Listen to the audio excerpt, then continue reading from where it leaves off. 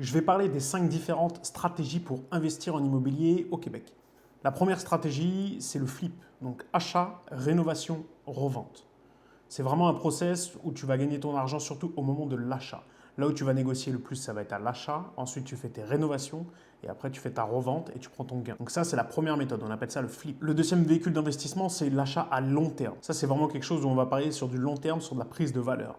Donc, tu achètes ta propriété année 2020, tu la revends en 2030 ou en 2035 et tu vois la prise de valeur que tu as eue. Bien entendu, quand tu fais de l'achat à long terme, ce qu'il faut viser, c'est l'emplacement. L'emplacement est ultra important. Plus tu as un bon emplacement, plus tu prendras de la valeur. Il faut aussi comprendre ce qui va se passer dans ton quartier, quels vont être les développements tout autour de l'endroit où tu achètes. Et le temps de ta prise de valeur, bien sûr, tu loues la propriété si possible. Et le temps de la prise de valeur, bien entendu, tu loues la propriété. Il y a aussi un investissement qui est très intéressant et qui n'est pas très connu de tous, c'est la colocation. Donc là, c'est acheter une propriété avec 3 voire 4 chambres et louer chambre par chambre. En général, ce type de bien souvent vise les universitaires, donc est souvent proche des écoles et des universités. C'est là où on va pouvoir louer à la chambre directement, donc créer comme une colocation et louer chaque chambre indépendamment. Ensuite, il y aura Airbnb. Airbnb est quand même assez controversé au Québec comparé à d'autres pays, mais Airbnb, c'est quand même un investissement qui fonctionne très bien.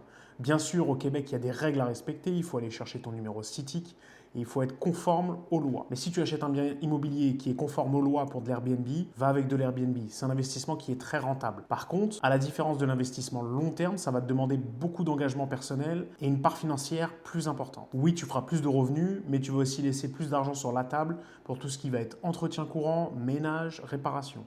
Et le dernier investissement, mais qui est moins connu du grand public, c'est l'investissement commercial. Donc ça va vraiment être tout ce qui est bâtisse comme les restaurants, les cafés, les bars, ça peut être les entrepôts, etc. etc.